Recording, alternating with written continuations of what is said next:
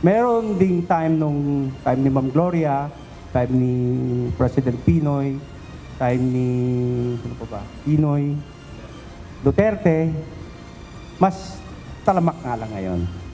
Mas talamak ang paghingi ng kickback ng ilang politiko at mga tauhan ng Department of Public Works and Highways o DPWH sa kasalukuyang administrasyon. Ito ang ipinahayag ni Attorney Cornelio Samaniego III, tagapagsalita at isa sa mga abogado ng mag-asawang Curly at Sara Diskaya.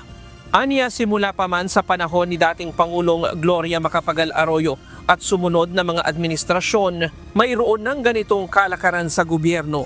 Sinubukan umano nilang magsumbong ngunit hindi ito inaksyonan ng gobyerno. Bilang katunayan, ipinalathala din nila ito sa mga pahayagan na isa sa mga dala nilang ebidensya sa Kongreso at Senado. Mga nakaraan, bakit hindi niya pinangalanan? Sinumbong niya, okay? Sinumbong niya sa iba. Kaya lang, hindi inaksyonan. Nagpadyaryo siya, okay? Sinabi naman niya sa testimony niya kahapon, hindi binabanggit yung mga pangalan. Pero binabanggit niya kung anong departamento. Di ba? For example, sa Region 4A, meron siyang binanggit na Regional Director, parang ganon. So, yun, meron pa siyang nabanggit, napatay na. Kahit kay dating DPWH Secretary Manuel Bunoan ay nagsumbong din anya sila, pero wala rin itong aksyon. Nag-report din siya kay Secretary Bunoan, wala naman daw nangyari. Yung mga ganyan, yung mga nanghihingi, hindi ho niya sinabi so ayoko rin pangunahan siya. Wala pang pahayag si dating Secretary Bunoan sa sinabing ito ni Attorney Samaniego.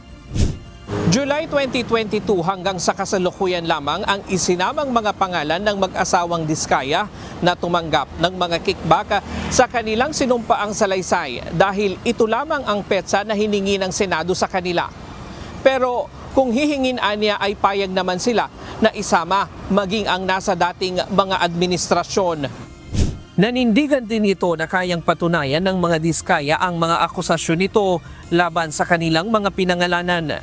Bukod sa ledger na hawak ng mga Diskaya, inihahanda na anya nila ang kanilang iba pang mga ebidensya na susuporta sa mga pahayag nila sa pagdinig sa Kongreso at Senado.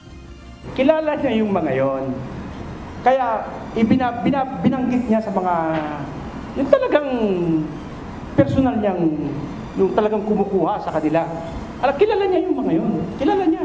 Nasa kanya yung phone number, nasa kanya yung mga messages. So, hindi naman po niya ilalagay dun yun kung hindi niya kayang panindigan.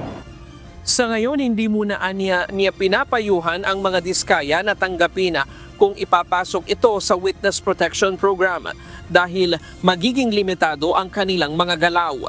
Ryan Lacanlale, UNTV News and Rescue.